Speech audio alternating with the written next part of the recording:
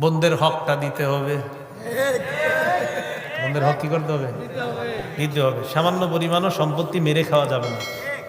সামান্য সম্পত্তি মেরে খাওয়া যাবে না, মাথায় রাখতে হবে।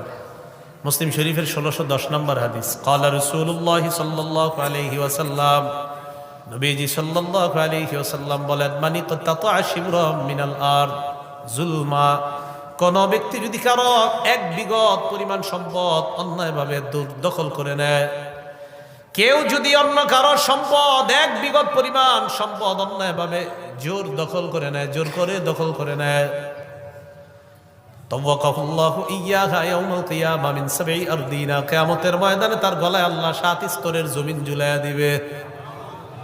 সাবধান, জমিন ভোগ করা যাবে না। মুসলিম শরীফের 2581 নম্বর হাদিসের বর্ণনা, ক্বালা রাসূলুল্লাহ সাল্লাল্লাহু আলাইহি ওয়াসাল্লাম, সাহাবাদেরকে আল্লাহ নবী বললেন, আতাদরুনা মাল মুফলিস, ও সাহাবারা নিঃস্বকে জানোনি? সাহাবারা বললেন, আল মুফলিসু ফিনা মান লা দিরহাম লাহু ওয়ালা মাতা। ইয়া রাসূলুল্লাহ, আমাদের মধ্যে নিঃস্ব ওই ব্যক্তি যার সম্পদ নাই, সোনা দানা নাই, স্বর্ণ রূপা নাই, সে হলো আমাদের মধ্যে নিঃস্ব। নবীজি বললেন, ইন্নাল মুফলিসা মিন উম্মতি ইয়াতি ইয়াউমাল কিয়ামাতি বিসসালাত ওয়া সিয়ামিন ওয়া যাকাত। আমার উম্মতের মধ্যে নিঃস্ব ওই ব্যক্তি, যেই ব্যক্তি কিয়ামতের ময়দানে সালাত, সিয়াম আর যাকাত, নামাজ নিয়ে, রোজা নিয়ে, যাকাত নিয়ে উপস্থিত হবে। নামাজ, রোজা, যাকাত নিয়ে আসবে। তো সাহাবারা অবাক, এই ব্যক্তি আবার নিঃস্ব হয়ে কিভাবে? নামাজ নিয়ে, রোজা নিয়ে, যাকাত নিয়ে গেলে নবীজি বলেন, ইয়াতি ওয়া ক্বাদ শাতামা হাযা, এই ব্যক্তি নামাজ আর রোজা আর যাকাত নিয়ে আসবে, তবে লোকটা আরেকজনকে গালি দিয়েছে। ওয়া কাযাফা হাযা, এই ব্যক্তি দুনিয়াতে আরেকজনকে পাথর ছুঁড়ে মেরেছে, ঢিল ছুঁড়ে মেরেছে। ওয়া আকালা মালা হাযা, আরেকজনের সম্পদ অন্যায়ভাবে পেটে ঢুকাইছে আর প্রত্যেক বছর হজে গেছে। হজে গেছে, এটা নাই হাদিস, আমি বললাম। মনে করেন একজন আরেকজনের সম্পত্তি মারে আর প্রত্যেক রমজানে উমরা যায়, রমজানে উমরা করলে ফজিলত, উমরাতুন ফি রমাদান কাহাজ্জাতিন মাই, রমজানে উমরা করা মানে নবীজির সাথে হজ করার সওয়াব। সুবহানাল্লাহ। তো এই জন্য হজরতে উমরাও করে, হজও করে, কিন্তু সম্পদ আরেকজনেরটা মারে। আকালা মালা হাজা, না উমরা করা তো দূষণীয় না, কিন্তু আরেকজনের সম্পদ মারাটা তো দূষণীয়। আকালা মালা হাজা, আরেকজনের সম্পদ পেটে ঢুকায়। ওয়া সাফাকা দামা হাজা, আরেকজনের রক্তপাত ঘটায়, রক্ত প্রবাহিত করে। কিয়ামতের ময়দানে মাজলুমরা আসবে জালেমের কাছ থেকে বিচার নেওয়ার জন্য। কি বললাম? জালেমের কাছ থেকে কি নিতে আসবে? বলেন না একবার। বিচার চাবে, বিচার চাবে আল্লাহর কাছে। আল্লাহ, জালেম আমাদের উপর জুলুম করছে, বিচার চাই।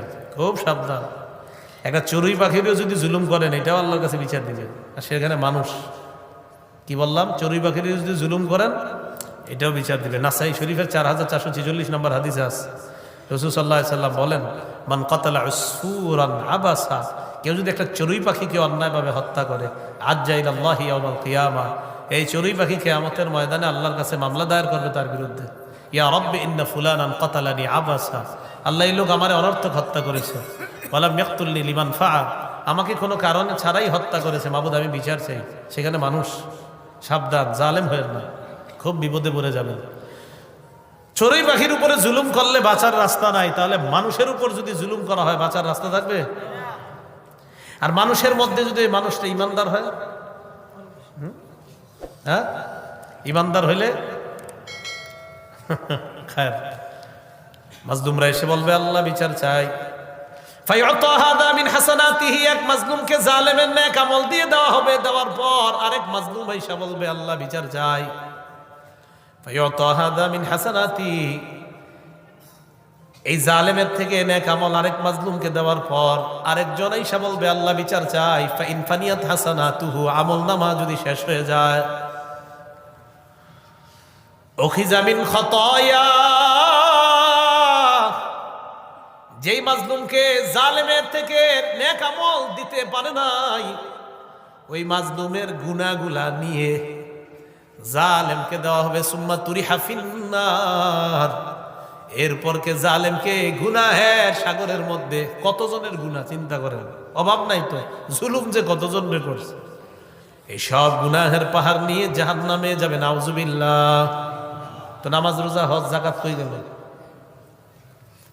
জালেম হয়েন না। জালেম যদি হন তাহলে অবস্থা খারাপ হয়ে যাবে। বলছিলাম বোনদেরকে লালন পালন করবেন, 3 বোন, এই 3 বোন আপনাকে জান্নাতে নিবে, শর্ত তাদের সম্পত্তি মেরে খাওয়ার চিন্তাও করা যাবে না। আল্লাহ কথাগুলা বুঝার তৌফিক দান করেন।